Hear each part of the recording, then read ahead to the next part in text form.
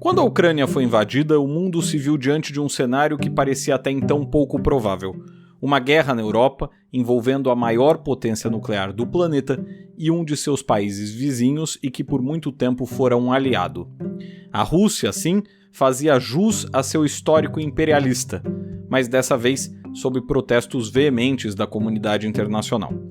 Nesse episódio da Mosca, a gente discute justamente o papel da comunidade internacional no conflito, bem como as atitudes tanto da Rússia quanto da Ucrânia no período. Mas antes da gente começar, não esqueça de deixar seu like e se inscrever no canal, beleza? Dito tudo isso, ouvidos atentos e cabeças abertas que a Mosca vai decolar.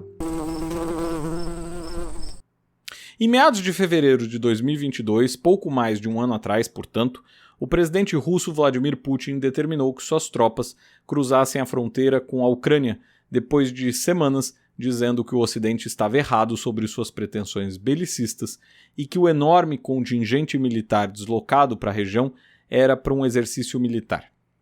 De mãos atadas pelo poderio nuclear russo, como inclusive eu comentei no episódio 25 da Mosca, o Ocidente, especialmente os Estados Unidos, buscava uma maneira de dissuadir Putin de sua ação militar. Muito foi tentado, desde um esforço diplomático às vésperas do conflito até sanções impostas ao país nos primeiros dias da guerra. Tudo sem sucesso.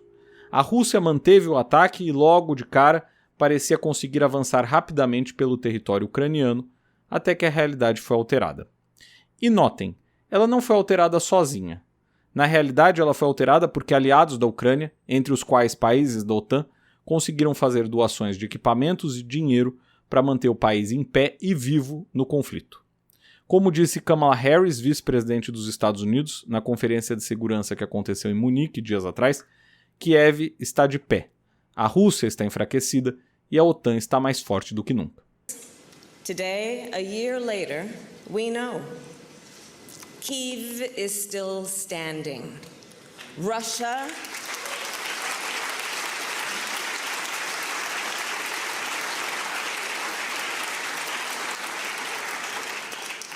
is weakened. The transatlantic alliance is stronger than ever. De fato, se a ideia de Putin era enfraquecer o Ocidente, não foi o que assistimos. Tampouco o cenário de que a Ucrânia seria dominada com rapidez se concretizou. A guerra tem sido mais longa do que os russos talvez esperassem e sim, não podemos negar, isso se deve à intervenção constante do Ocidente, como disse há pouco. Por outro lado, para além do cenário político do conflito, sobre o qual tanto já se falou, uma coisa chama atenção. Logo após o primeiro ataque russo, milhares de ucranianos deixaram o país e foram recebidos por seus vizinhos. Aliás, não custa lembrar que na época se discutia como a Europa estava sendo muito mais receptiva aos refugiados ucranianos do que sempre foi e ainda é com os refugiados árabes ou africanos, por exemplo. De todo modo, não foi apenas a Europa que demonstrou justa solidariedade com o povo ucraniano. Países e populações do mundo inteiro se solidarizaram, enviando doações e se dispondo a abrir suas fronteiras e casas para os refugiados. Programas de televisão passaram a dar destaque para o conflito. Enviados especiais à Ucrânia faziam lives e reportagens. Destaque, por exemplo, para o incrível trabalho do brasileiro Gabriel Chain, que se você não conhece, vale conhecer. Pouco a pouco, porém, o interesse sobre o conflito diminuiu. A centralidade do tema foi desaparecendo e as notícias da Ucrânia foram perdendo aquele impacto que tinham naqueles primeiros dias. Lembrei disso agora por conta de outra tragédia, dessa vez natural. O terremoto que atingiu a Turquia e a Síria e vitimou dezenas de milhares de pessoas também recebeu uma rápida resposta e solidariedade de muitos países e pessoas mundo afora. Porém, a exemplo da guerra da Ucrânia e de outras situações, conflitos e desastres naturais, tais reações tendem a ir se tornando mais raras com o passar do tempo. É como se a gente fosse se acostumando com aquela ideia ou simplesmente perdendo o interesse. Como se a gente se anestesiasse. E não precisamos atravessar o Atlântico para encontrar essa realidade. O mesmo se dá por aqui. Quantas tragédias por aqui não causaram comoção nacional e depois acabaram meio caindo no esquecimento, hein? E não é só em relação à doação que as pessoas fazem. Ainda que isso possa ser muito importante, também há o eventual descaso da justiça.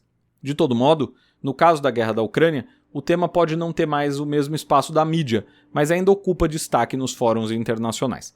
O próprio presidente Lula tem sugerido a criação de um grupo de países que não estão envolvidos no conflito para mediarem a crise. De fato, é inegável que fica um pouco difícil mesmo pensar como poderia se dar a mediação de uma crise dessas por países que têm enviado tanques para lá, não é? Por outro lado, qual a pressão que países não envolvidos no conflito poderiam fazer? Ainda que seja uma ideia válida e até louvável, a realidade é que a guerra não acaba por mero bom senso. Putin não vai acordar um dia, perceber a enrascada que se meteu e decidir mandar as tropas para casa. Aliás, a saída dele do último acordo nuclear com os Estados Unidos indica uma disposição contrária a isso, né? Ele parece ter dobrado a aposta em uma represália à visita de Biden a Kiev e a dificuldade do país de avançar no campo de batalha. Outro detalhe relevante nessa história é a narrativa. Há uma diferença entre o que se diz no Ocidente e a cobertura na Rússia, ainda que muitos russos estejam contra o conflito. Alguns, aliás, vi outro dia, têm se valido de uma estátua de um escritor ucraniano em Moscou para protestar. Eles levam flores e colocam no pé do monumento. Uma manifestação pacífica e silenciosa em um país que coíbe com força quem é contra as ordens de Putin. Por outro lado, está claro que a Ucrânia tem conseguido se manter viva e atuante, mas é um pouco exagerado imaginar que ela conseguirá vencer a guerra em um curto espaço de tempo. A Rússia parece ter conseguido consolidar o que ganhou até aqui, tendo sofrido algumas perdas, enquanto a Ucrânia espera mais reforço externo para avançar. Além disso, o equilíbrio atingido nesse momento parece ter tornado a possibilidade de uma mediação de conflito mais distante no cenário atual. Isso porque, pensa só, a Rússia talvez aceite uma negociação de paz caso mantenha as áreas conquistadas, por exemplo. Por outro lado, a Ucrânia não acharia isso uma boa ideia, uma vez que o país tem conseguido conquistar vitórias no campo de batalha. E mais, o Ocidente tenderia a rechaçar tal possibilidade, já que premiaria o invasor, a Rússia. Afinal, para o país é interessante manter as zonas conquistadas e dizer para o seu público interno que o conflito não foi inútil, afinal. Por outro lado, parece descartada aquela ideia de que Putin conseguiria criar na Ucrânia um regime fantoche, algo que foi comentado quando a guerra começou e quando muitos analistas apostavam em um desequilíbrio pró-Rússia maior do que o que se viu. Aliás, naquela altura do campeonato, quem poderia imaginar uma Ucrânia viva e, arriscaria dizer, fortalecida depois desse tempo de guerra, hein? E não só no campo de batalha, mas no cenário internacional, vejam só. O presidente ucraniano Volodymyr Zelensky recebeu Joe Biden em uma visita surpresa à Ucrânia, isso depois de ter sido recebido pelo rei Charles III na Inglaterra e se encontrado com Macron, presidente francês, e Olaf Scholz, chanceler alemão, em Paris. Fotos com esses líderes não ganham nenhuma guerra, mas tais fotos não são símbolos vazios. Indicam comprometimento das lideranças ocidentais e, sobretudo, para onde está indo o dinheiro. Certo? Por hoje é tudo. Se você curtiu esse voo da mosca, não esqueça de deixar seu like, comentário, ativar o sininho e se inscrever no canal. A gente se vê no próximo episódio.